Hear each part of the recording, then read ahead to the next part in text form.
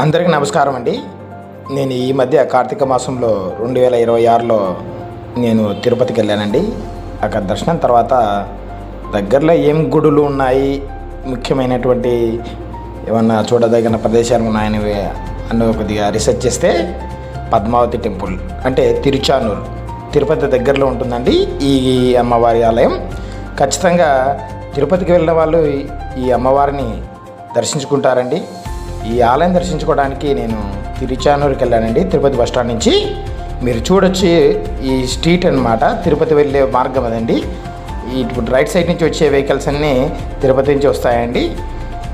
ఇక ఈ ప్రాంతం అంతా అమ్మవారి ఆలయ యొక్క శోభ కనబడుతుందండి. ఇక్కడ బస్సులు కూడా ఉంటాయండి. మీరు బస్ స్టాప్ ఎదురుగానే టెంపుల్ ఉంటుందండి. Gate number 1, gate number 2, gate number 3, 4 ఉంటాయండి. 3 నుంచి ఇక్కడ టికెట్ల దర్శనాలు యొక్క ఇస్తుంటారండి. ఫ్రీ దర్శనం ఉంటుంది. అలాగే 50 రూపాయలు, 150 రూపాయలు అంత దర్శనాలు ఉంటాయండి. మీరు అందరూ వెళ్ళొచ్చు. ఈ గుడి చూడడానికి చాలా అద్భుతంగా ఉందండి. చాలా డెవలప్ చేశారు. ముఖ్యంగా భక్తులకు ఎలాంటి ఇబ్బంది లేకుండా అన్ని సదుపాయాలు ఉన్నాయండి.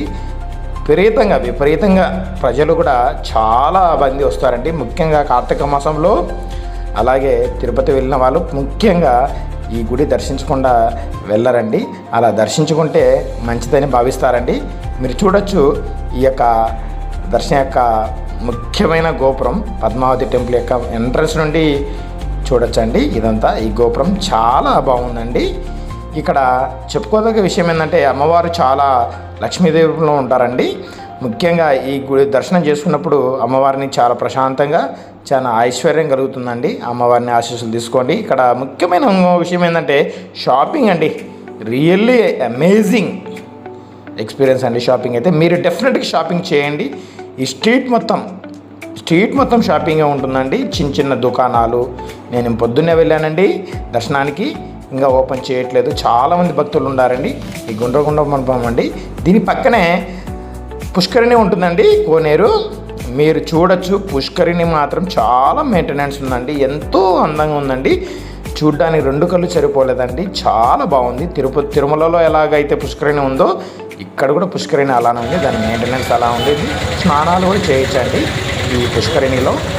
ముఖ్యంగా ఎవరైనా భక్తులు స్నానాలు చేసుకొని ఇక్కడ దర్శనానికి వెళ్తారండి.